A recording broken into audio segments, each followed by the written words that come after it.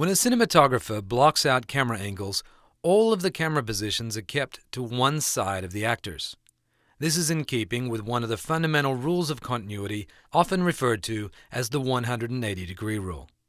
In the 180-degree rule, an imaginary line is drawn between characters involved in a dialogue. This is referred to as the line of interest, or more simply, just the line. By keeping all cameras to one side of this line, one character always appears at screen left, and the other always at screen right. This helps an audience maintain a mental map and expectation of where the characters are in the scene. Now, if one of your camera angles crosses the line, the positions are flipped, and the resulting edit will be confusing to the audience. Hey, I thought you were supposed to be out getting piano lessons. I was. The teacher wouldn't take my money. Why? She took one look at these and told me I lacked the necessary equipment. Now, you might argue that if the characters are different enough, it won't be difficult for the audience to figure out what's happened. But in the few moments it takes for the audience to realize that the actor positions have been flipped, attention has been turned away from the dialogue, and some important information may have been lost.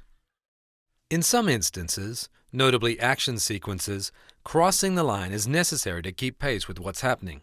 The solution in most cases is to physically dolly the camera across the line. The audience will understand that the line of interest has now been reversed. That is, character A has shifted from screen right to screen left, and vice versa for character B. Of course, all following shots must now obey the new line direction, invalidating any footage from the cameras previously on the other side of the line. So, with few creative exceptions, the 180-degree rule is one that should be obeyed at all times. If you do break it, do so intentionally and only for a very good reason. Obeying the line is relatively simple in a dialogue scene between two characters. Unfortunately, most projects are rarely that simple. So how do you manage the line when you have more than two characters engaged in conversation? Let's take a look at our simple sitcom set. Wow. Here we have 3 participants, 2 sitting, 1 standing. The main dialogue is between characters A and C, so we can set up camera angles appropriately on the same side of the line, in this case, the opposite side to character B. By the way, when composing shots where there are more than 2 characters, be sure to include other characters in the periphery of your shots. An audience will be disoriented if another character suddenly shows up in what they had assumed was a private conversation between 2 parties. Why? She took one look at these? In editorial, we can happily cut between characters A and C here using the cameras on the same side of the line. But what do we do when character B engages in the conversation? An over-the-shoulder shot of character C from the point of view of character B would place the camera well and truly across the line from the established camera direction. The solution is to use character C as a pivot, since she's the common denominator in the shift in conversation flow. By cutting to an angle that places her at screen right and character B at screen left, we can now cut to the over-the-shoulder from B's point of view and establish a new line of interest between characters B and C. As long as we now observe the line of interest between B and C, the audience is comfortable understanding B is to the left, C is to the right. To go back to the line of interest between A and C, we simply cut back to a shot where A is left and C is to the right.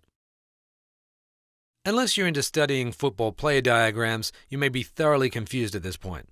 It's actually pretty straightforward once you get it, so let's recap. We have a conversation between A and C. Cameras are kept on this side of the line of interest passing between the 2 characters. But we need to switch to an exchange between characters B and C. Since we've already established that C should appear at screen right, we can pivot the camera edit around her to show B at screen left while maintaining her position to the right. Technically, this pivoting camera angle is still on the correct side of both lines of interest, the line between characters A and C and the line between characters B and C.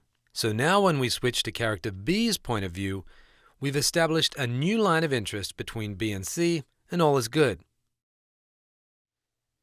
If you've been paying attention, you may have noticed that placing the line of interest between characters B and C actually keeps most of the angles between A and C on the same side of the line as well. So we could simply choose to set the line of interest between B and C and not even worry about pivoting. We'd lose this nice over-the-shoulder shot of A, but we'd gain simplicity of setup. And that's a perfectly legitimate design decision. However, as more and more characters are introduced into the scene, it becomes impossible to keep every camera angle on one side of the initial line of interest, and the pivot technique becomes essential. Pre-visualization, or previs for short, is a great way to solve these headaches before you ever get on set. We'll cover off simple previs techniques in another video series.